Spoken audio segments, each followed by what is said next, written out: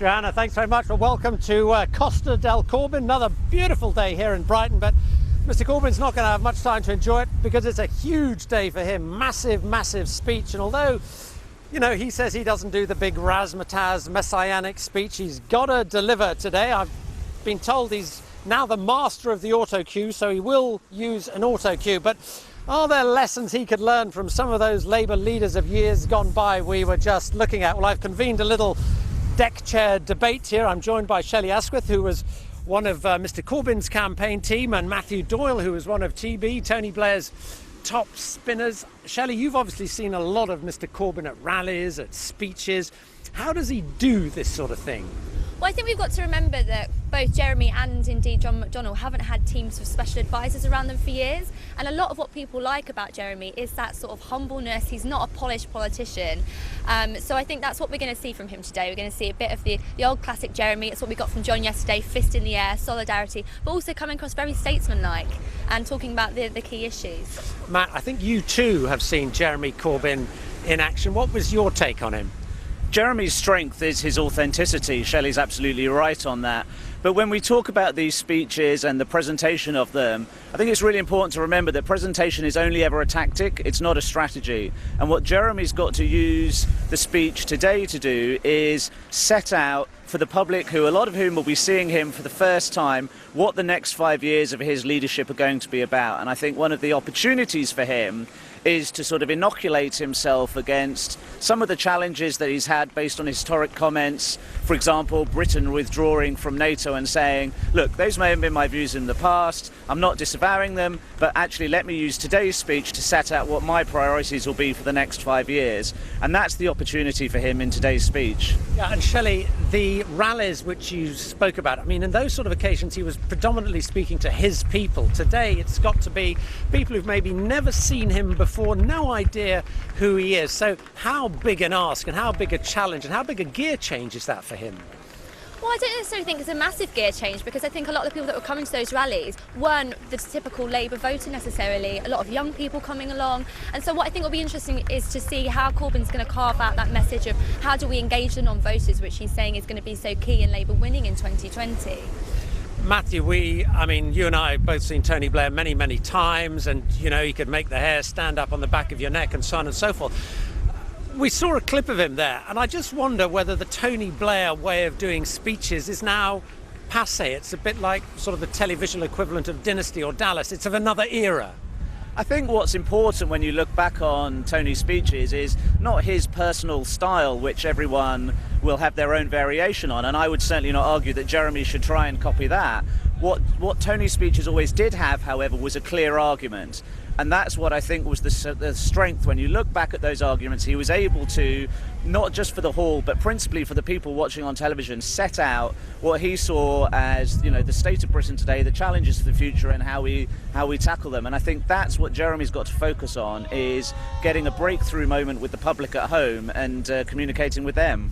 Shelley, I suppose hacks like me make a lot of these sort of moments, but part of the success of the Jeremy Corbyn campaign, we understand, was sort of his social media presence. So, and I suppose particularly for younger voters, is today as critical as maybe it was in years gone by, or do people of my age kind of exaggerate its importance? I think it is critical, and I think it's not just about the social media, but it was about the messaging of the campaign that really broke through. And what I think is really interesting is the way that they're subverting some of the language of the right. So yesterday you had John McDonnell talking about, well, we will make cuts, but the cuts will fall on certain people and in certain ways. And Jeremy today talking about, I love my country, that sort of patriotic thing.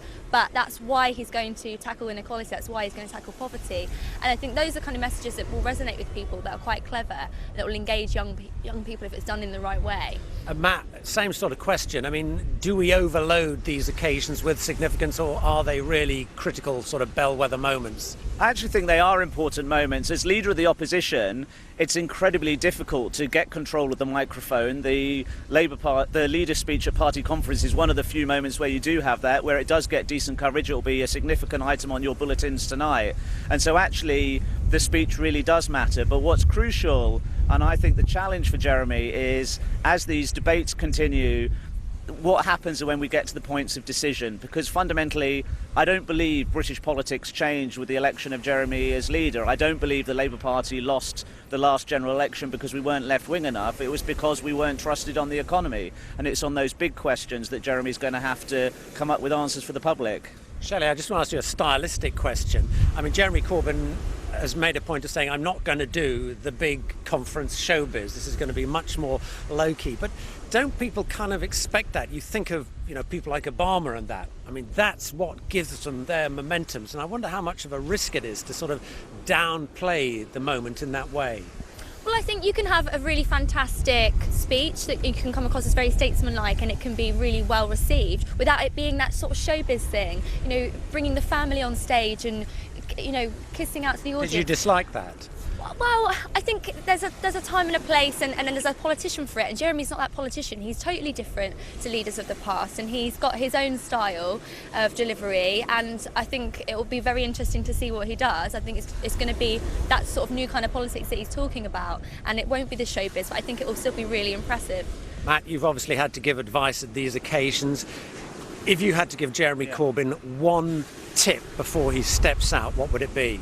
I'd say be himself. I think if you try and conform to some sort of stereotype of what the leader's speech will be, then it'll go wrong. If you get distracted by a gimmick like Ed Miliband wandering around the stage, it'll go wrong because you'll forget some of your key lines. Jeremy's got to focus, however, on what is the one thing he wants the public to know about him when they watch the news tonight that they didn't know this morning, and that's got to be his focus for the next few hours. OK, Matthew, Doyle, Shelly, Asquith, thanks very much for your time. Joanna, I should tell you that although there won't be any big pumping music when Jeremy Corbyn comes on stage, when he goes off stage, there will be some music. Little ditty by a 70s soul group called Chairman of the Board, called Working on the Building of Love. I think we can hear a bit of it now. I'm doing my part. I'm working on a building of love. Gonna build it in the name of everyone. I'm working on a building of love. Gonna build it in the name Norman, how does something like that get picked? Yeah. How does something like that get picked? I don't know. Do you know, it's a fun... I can only assume maybe he's a 70s soul freak, although I looked at the band on YouTube and they're kind of like three guys with big afros and tight white trousers, which doesn't really seem to me to be Jeremy Corbyn style, but hey, maybe it's a favourite from years gone by. Oh, good. Well, we'll see if it gets them on their feet later. Thanks.